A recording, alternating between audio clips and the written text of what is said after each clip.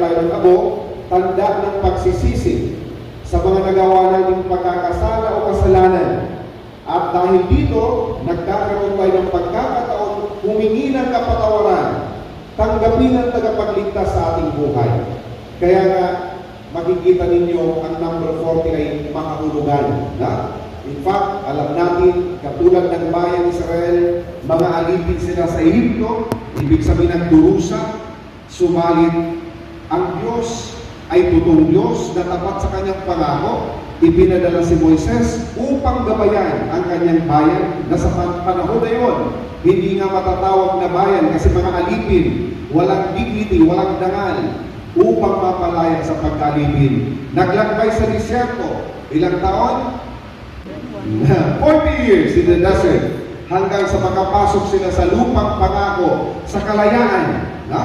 So tayo mga kapatid, ang 40 days na ito ay parang miniature din ng kasaysayan ng pagliligtas ng Diyos na ginagawa niya sa atin, sa bawat isa. Ang bawat isa sa atin ay may kanya-kanyang history of salvation na tinatawag. Naglalakbay tayo sa mundo. Ito yung miniature natin kung 40 days na ito.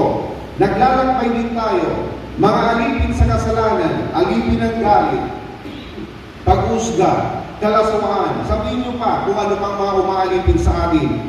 At tayo yung naglalakbay sa disyerto. Tinutulungan ng Panginoon. He provides for us. Katulad ng pagdiriwang natin ngayon ng kanyang mga salita upang magpatuloy tayo sa ating paglalakbay.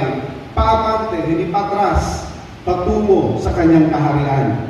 Tunay na kalayaan, patungo sa kapanalan, patungo sa tunay na kagalakan o kalayaan. So ngayon mga kapatid, alam natin na maraming mga pagsubok. In fact, sabi nga dito sa unang pagbasa from the book of Deuteronomy, napakinggan natin dito si Moises na sinasabi niya, kayong pumili, dahil tayo ay manaya mga kapatid sa harapan ng Diyos.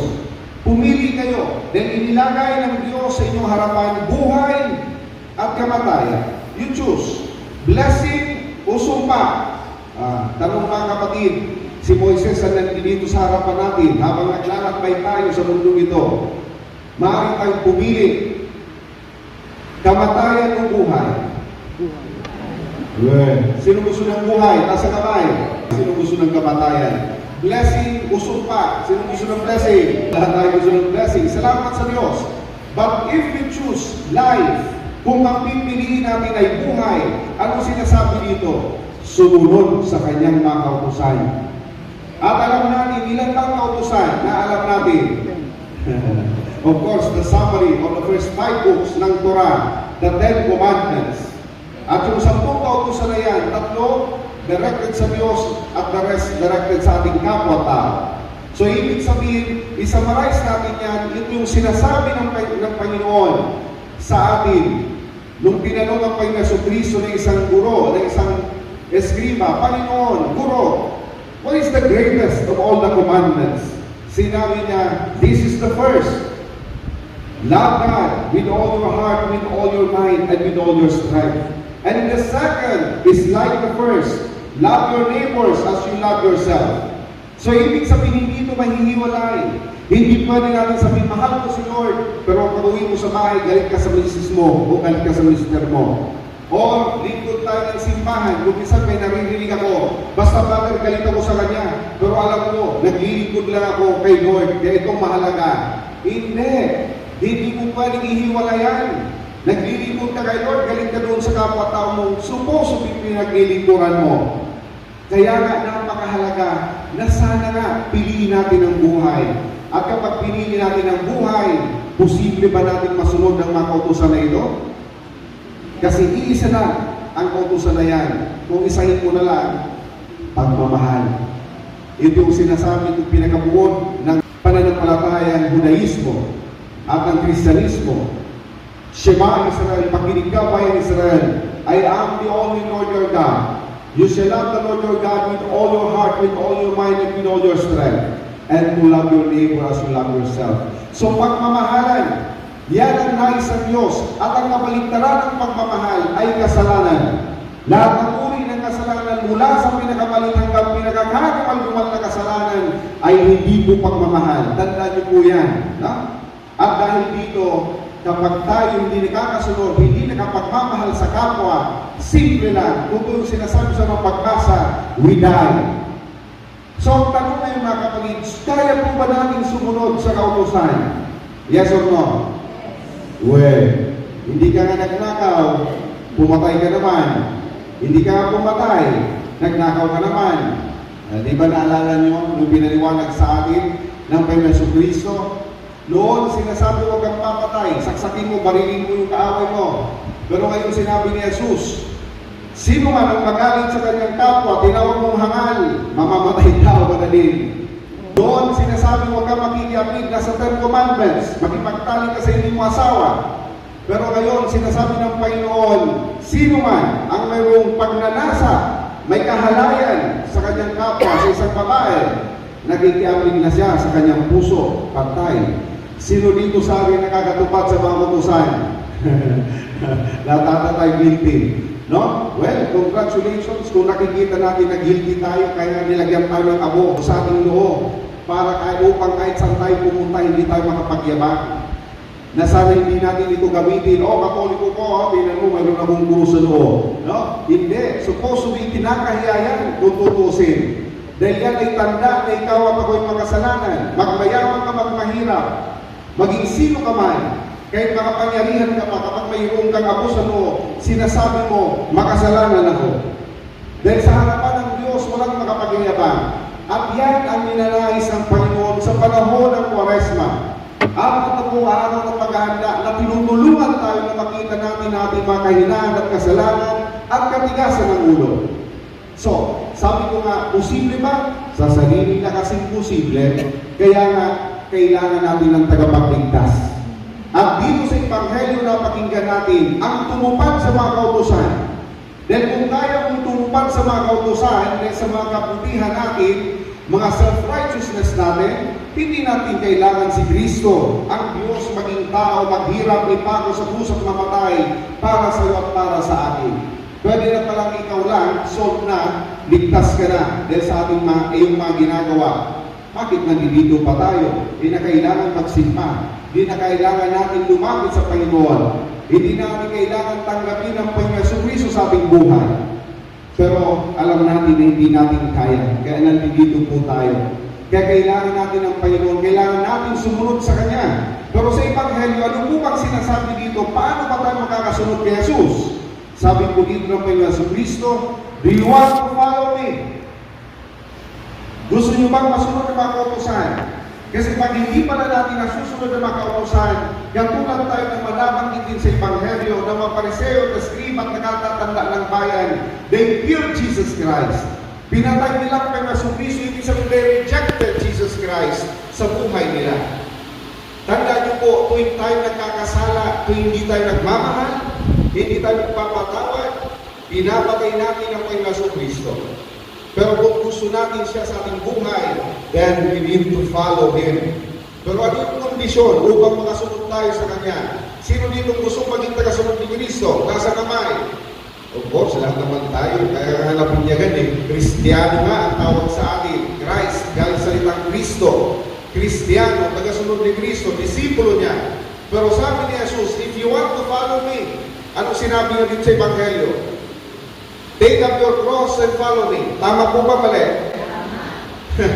Mali, may kulang. Ang unang sinabi ni Jesus, deny yourself. Kalimutan mo yung sarili. Tayo man naman, palaging ako. Sikat ako. Akong number one, ako, etc. Always proud, na mapagmataas.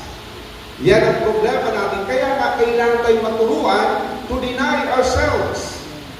Nasabihin natin, Lord, may your will be done, not mine. Di ba palagi ito nag-Our Father? Your kingdom come, not mine. Palagi natin dinadasal yan. Pero madalas gusto natin akong masunod.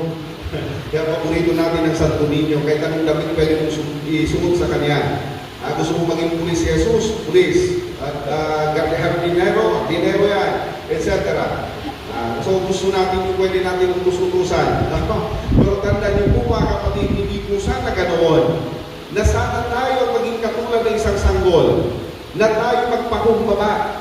At ito ang isang kondisyon, unang sinabi ni Jesus upang makasunod sa Kanya. So sabi dito, deny yourself. Then sa Kanya sinabi, take up your cross. Hindi every other day, every day. So itong mga krus na ito, mga kapatid, ang isang magbibigay sa atin ng kababaan ng loob sa harapan ng krus.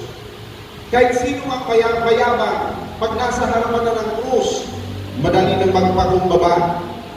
Nasa na po dati sa San Juan de Cruz Hospital, kahit gaano ka-successful na tao pag nagkasakit na, kahit gaano kayaman at kamakapangyarihan na tao pag tumanda na, lahat na nagdadasal, Lord, have mercy on me, tulungan mo kung may sakit ako. Kasi kahit ang kanilang kapangyarihan, influensya at kayamanan, walang magawa sa harapan ng krus. Kaya nga tayo mga kapatid, nasa harapan ng napakalaking krus. Salamat sa Diyos, mayroong nakapako ang kay Yesu Cristo. Dahil ngayon, posible na din magpasa ng krus kung tayo susunod sa Panginoon. Kung kasama natin siya, kaya mo lang tanggapin ang mister mo na maaaring niluloko ka hanggang ngayon. Matanda na hindi pa rin tapat sa'yo. Yung ipinangako ninyo for better or for worse, in sickness or in good health, till death do us part, wala na, di na, natupad. Pero kayong posible kang magpatawad, pasalin ang krus na yan, na mabuulit ang iyong pamilya, pasalin ang iyong mga problema sa buhay, sa tulong ng Panginoon Yesu Cristo, dahil napagtagumpayan na niya ang krus na yan. Kaya nga posible na tayong magpasa ng krus natin, dahil ang krus na yan ay nilalhati na ng Panginoon Yesu Cristo. Kaya ang tawag natin sa krus ng Panginoon ay the glorious cross of Christ. Kaya nga ikaw at ako, ano man ang krus na ilagay sa atin ng Panginoon, since si Jesus ay nagtagumpay na sa krus, nung siya'y naghirap, ipinako sa krus at namatay, subalit muling nabuhay, ikaw at ako ngayon, kasama niyang muling mabubuhay. Kaya nga napakahalaga na sabi nga sa Salmong Tugunan, let us hope in the Lord. Kapag tayo umasa sa Panginoon, hindi niya tayo bibiguin. Tayo ay magkakaroon ng buhay na walang hanggan. At dahil dito, handa tayong mamatay. Dahil hindi ka naman talaga mamamatay kasi may buhay kang walang hanggan.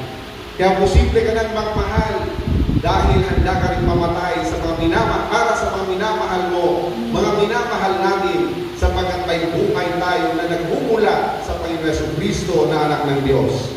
At dahil dyan, ikaw at ako ngayon ay nagiging mga anak ng Diyos. Kaya nga sa panahon na ito ng Kwaresma, mga kapatid, ikalawang araw pa lang tayo ng Kwaresma, sana tanggapin natin yung masandatang ibinigay niya sa atin laban sa mga tukso, sa mga humahad lang sa ating paglalakbay. Lalong-lalo na si Satanas, lalong-lalo na ang mundo, lalong-lalo na din ang ating laman. So kaya nga kailangan po pala natin ang masandatang ibinigay sa ating kahapon. Ano yun? 3, prayer, fasting, and almsgiving. Hindi ko na ipapaliwanag, haba tayo. Ibig sabihin, gagawin natin ito sa tamang spirito, na magdasal man tayo, mag-ayuno man tayo, magbigay man tayo, tumulong sa mahirap, sa tamang spirito, hindi sa pagyayabang. Hindi katulad ng paggawa ng mamapagpaibabaw, sabi nga kahapon. Ibig sabihin ng mga mayayabang, proud, at dahil dito mapagkunwarin. Pagpasok sa simbahan, katulad ng pare ako, na kung akala ko napakabanal, parang kayo din, may mga lagay pa sa ulo ng mga puting belo. Pero paglabas, nako, ayaw ko lang, di ko alam, no? Baka pag-uwi natin, chismis dito, chismis doon, no? Pag-uwi doon, ako galit sa lahat ng mga tao sa paligid. O pag-iingat. Dahil mapagpaibabaw tayo. Hypocrites. Dahil suppose pinagdadasal tayo ngayon, nagpapakumbaba sa harapan ng Diyos dahil kailangan natin siya. O baka naman nag-donate, kaya lahat ng upuan sa simbahan nakalagay, donated by Father June Mamora. Ako po yun. Okay. Kaya ngayon, binigyan na tayo ng instruction ng diocese na simbahan na sana, we avoid it. Kung mag-donate ka, mag-donate. Magpasalamat, of course, at magpasalamat ang pare sa nag-donate. Kung hindi na inilalagay at iminawagayway at ibinabandila sapagkat hindi na ito nakakatulong sa nag-donate. Dahil pagdating ng araw, sasabihin mo, oh, akin ang simbahan na yan, ako nagpagawa ng tore yan. At Ang lahat ng upuan na doon yung pangalan mo, imbes nang magpakumbaba, nagyabang ka ba? Ha? So dapat proper spirit na kapag tayo nagbibigay, tumutulong, actually unang natutulungan ay tayo. Nagiging malaya tayo sa mga Diyos-Diyosan sa mundo ito. Nagiging malaya tayo sa pera. At dahil dyan, may milyon ka man o isang kusing, masaya ka sapagkat hindi ka alipin. Hindi puro pera ang nasa utak. Sumalit alam mo na ang Diyos ang kailangan mo. Yan ang kailangan natin upang maging masaya. Ang Panginoon Jesucristo. Kaya prayer, fasting, and thanksgiving. So nag-aayuno tayo the same thing. Hindi tayo nagpapakita lamang sa mga tao nag-ayuno ako. Kaya sabi nga kahapon, magpunas ka, maghugas ka ng mukha at maglagay ka ng pabango. Okay. So ibig sabihin, huwag mong papahalata. Gusto natin kung minsan lupay-pay tayo. O ba't lupay-pay ka ba na? Kasi ngayon, ayuno Bernesan mo. Okay. So, pakitang tao, dapat hindi na malaman dahil totoo. Kapag ginagawa natin yung tatlong sandatang yun, laban sa mundo, laban natin, laban kay Satanas na napakayabang. Kapag ginawa natin yun, sana ginagawa natin na may tunay na puso, may kababaan ng loob sa harapan ng Diyos. Sa tamang spirito. So ngayon mga kapatid, sa ating paglalakbay sa panahon na ito ng Kwaresma, huwag nyo iisipin na may mga ginagawa tayong sakripisyo o paghihirap dahil sa si Kristo, ang Panginoon ay naghirap, ipinako sa krus, kaya dapat ako din. So punta ka sa Quiapo, pagpapako ka sa krus. Hindi po. Mayroon na ipinako sa krus, ang Panginoon Jesucristo. Ang kailangan lamang natin na tanggapin sa ating buhay. So, ibig sabihin yung mga sakripisyong ginagawa natin, prayer, fasting, thanksgiving, etc. Abstinence.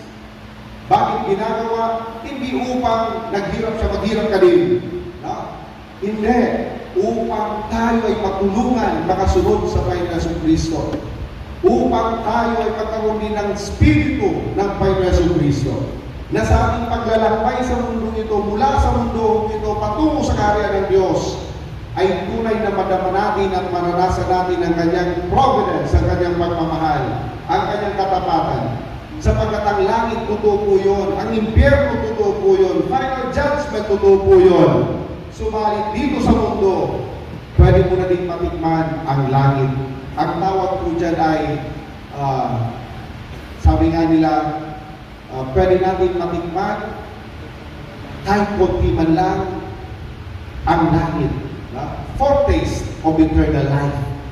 So kung nararamdaman natin kung isa ng buhay natin parang impyerno, posible din palang sabihin natin, wow, ang buhay ko ay langit sa kabila ng lahat. So ngayon, in fact, nasa langit po tayo. Sabi ng isang santo, kapag tayo nagsisimba, kapag tayo nasa Eucharistia, ang langit ay bukas. At kaisa natin ang Diyos, ang anak ng Panginoon Jesucristo, ang mga santo, ang mga banal, ang mga anghel. Kaya sinasabi natin bago yung santo-santo, sabi natin together with the choirs of saints and angels in heaven, tayo ay nagbibigay papuri at pasasalamat sa Diyos. Kaya welcome sa langit. Sana handa tayo na tanggapin ng Panginoon. At bilang tao mamalaya, hindi alipin, makapagsabi din tayo mamaya sa pagtanggap natin sa katawan at dugo ni Kristo. Amen. Yes. Opo, Panginoon. Pero sana yung amen na yun ay hindi amen o opo ng maraming Pilipino.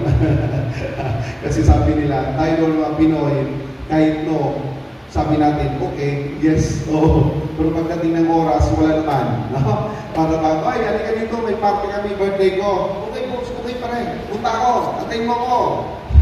The following day, dumating, ni Alino wala. No, kasama ang yes. So anyway, sana ang yes natin ay yes. Oo. Sapagkat sobra pa dito, pag oo, dapat oo. Pag no, pag sobra dito, galing din sa kasamaan. Galing na sa masamang spirito. Kaya ang mahalaga, magpakatotoo. Sa harapan ng Panginoon, hindi ka handa magpumunyon. So be it. No. Lord, pasensya po talaga. Hindi ako handa. Kaya mag-umpisal ka. Kaya mayroon tayong mga ginagawang umpisalang bayan. Hopefully, mag-umpisal din po tayo sa panahon ng Kwaresma. Ito ang number 1 na paghahanda sapagkat ito ang unang hakbang sa pagbabagong buhay. Hindi lamang kapatawaran ang natatanggap natin sa pag-umpisal. subalit ito yung unang hakbang sa pagbabago. Dahil ang pinakabuo ng sakramentong ito ay walang iba, conversion, pagbabagong buhay. So ngayon tanggapin natin ang Panginoon Kristo sa ating buhay upang sa ating paglalakbay, makayanan natin harapin o pasanin ang lahat ng krus na dumating sa buhay natin at tayo ay kasama niyang namatay, subalit kasama din niya tayo muling mabubuhay at sa pagliwag ng Pasko, hindi lamang hanggang Biyernes Santo tayo. Marami nang sisipa pag pupunta si Pag Biyernes Santo.